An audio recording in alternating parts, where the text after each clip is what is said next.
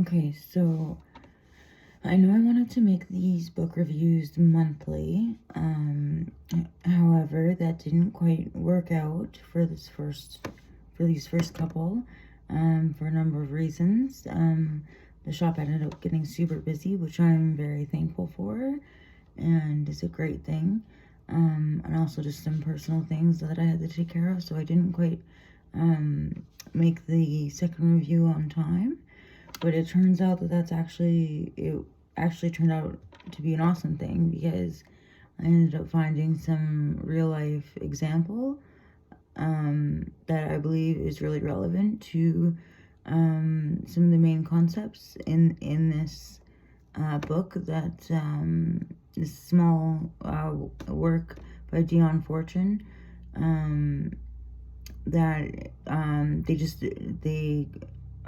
it's miraculous almost that I was able to find this example at the same time as working on this review. So I hope you guys find it as interesting as I have, and as always, I would love to hear your thoughts, and if you agree, if you disagree, what you think, if it gives you some ideas, yeah, just anything like that. So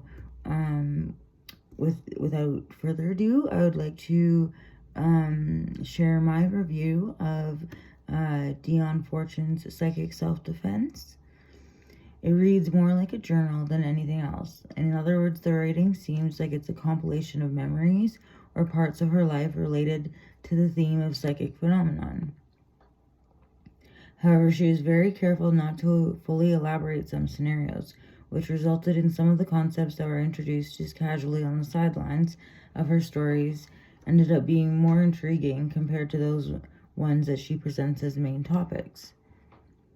For example, at the beginning, she recalls a situation in which she was working for someone who apparently had experience with psychic manipulation. During the story, she mentions that one of the side effects of this certain woman's attack has something to do with a rearrangement of what Fortune calls her etheric double. She mentions that one specific day she was walking down the street directly after an encounter with this woman, and was quite perturbed with the peculiar sensation of feeling as if her feet were not quite where they left them when she had stood up and started walking. This certainly does sound odd, but her only explanation for this description is that members of the occult would quickly recognize this symptom as a manipulation of what she calls the etheric double.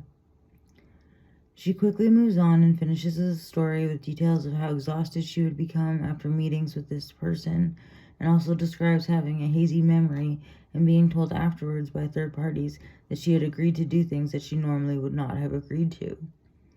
Intrigued by her use of this word etheric double, and even more so by her mysteriously quick dismissal of it, I turned to the internet for answers.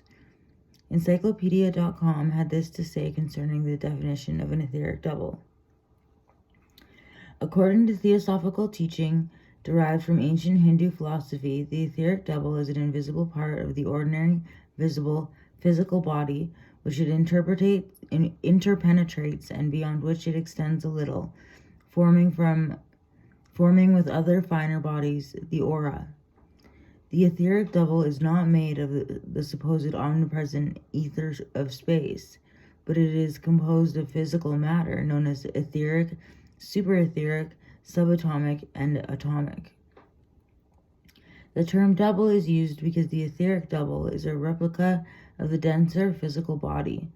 The sense organs of the etheric double are the chakras, and it is through the chakras that the physical body is supplied with the vitality necessary for its existence and its well-being during life.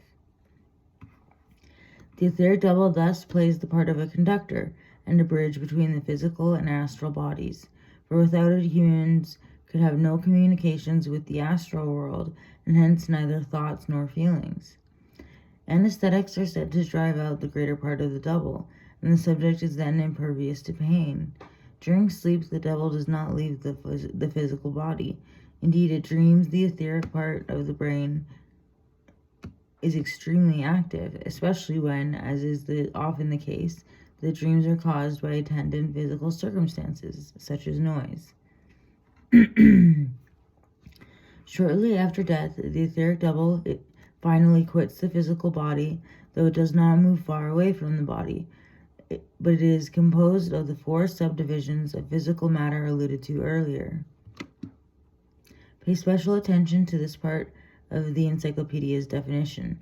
With the decay of the physical body, the double reportedly also decays. Those who have claimed experience of astral projection or out-of-body travel state that the etheric or astral body is connected to the physical body by a subtle, infinitely extensible cord. Aside from their specialized use in theosophy, the terms etheric double and etheric body are often used synonymously with astral body. Now, back to psychic self-defense. That was all from the encyclopedia.com. Now back to the review. Although Fortune hardly uses the exact term etheric double throughout the book, she does, however, refer to astral travel and the astral plane numerous times. In later segments, she suggests that these are extremely valid and important components when discussing the psyche or consciousness in general. The only other time she specifically mentions the etheric double, and this is important too, is to explain that when the physical body passes away, apparently the astral component remains within the vicinity of the body for approximately 3 days, or until the physical body starts to decay, at which point the astral decays or departs as well. This new vocabulary really got me thinking, and eventually reminded me of a totally unrelated documentary that I had recently watched. It concerned a woman that they had called Deborah sometime in the late 1970s, I believe. Apparently, Deborah was a tiny woman who had no hair and no teeth, and she had just wandered into a church one day in the States. The pastor of the church's wife said she instantly received a message from God that they were to take this woman home and help her. This turned out to be quite the horrifying experience, because it turned out that Deborah reveals to them that she is actually one of the daughters of the infamous Anton LaVey, head of the Satanic Church. Regardless, the Christian family brought her home to help her start a new life, but something that ended up happening quite frequently was that her father, Mr. LaVey, would apparently astral travel to Deborah's body in her new home. He would somehow push her consciousness aside or out, and then he would take full control of her body and her mind. This would cause Deborah to do terrible things, even violent things towards the family sometimes. The pastor said this happened quite often, and that it wasn't always LaVey, but also other members of the Satanic Church that Deborah had told them about, such as her sisters. Sometimes the family wondered if some of the entities that took control of Deborah were even actually human. So the pastor and his wife got some other members of the church together to pray for Deborah to be released of this happening to her. And one of the prayer participants said that he got a random message from God, which told him that they had to sever LaVey's silver cord. None of them really knew what that meant at the time, but during another one of Deborah's outbursts, when they were sure it was LaVey using Deborah's body and consciousness, they immediately contacted the other members of the church, and they all prayed to God that he would sever LaVey's silver cord, just as in the other church members' premonition. Deborah was quiet for a while, then suddenly it was clear that she had been taken over again. Only this time it was one of her sisters, and she was saying, "You've killed the Black Pope, you've killed our father, he's dead." And then the pastor warned the sister to leave Deborah alone, or they would do the same to her. The next day, or shortly after, it was announced that Anton LaVey indeed had in fact died that very night in a hotel room of what the officials called cardiac failure. So from this story, I gather that astral travel is something that Satanists are into, obviously, but more interestingly is I had never heard of it being used to actually take over another living person's consciousness. So that was really thought-provoking. Further thinking of this term etheric double, combined with Fortune's writings about how it remains with the body while it decays after death, reminded me of the Egyptians and their mummification. There is plenty of evidence of Egyptians working with chakras, and so it is not a far stretch to imagine them also having awareness of astral travel, which therefore would most likely have familiarity with this etheric double. So then, if mummification was indeed intended to prevent bodies from decaying, Perhaps this was also meant to allow the etheric doubles more time in the astral plane. For what reason, I can't imagine, but the whole concept actually struck me as quite probable. Perhaps there are tasks they were to perform before the etheric double lost access to the astral plane, or allowed communication between living relatives. Perhaps some of the mummies that are so well preserved today, could their etheric doubles still be in the astral plane somewhere? And as long as their silver cord remained intact, could they actually push themselves into the consciousness and even the bodies of the living, even after death? Some very interesting things to think about.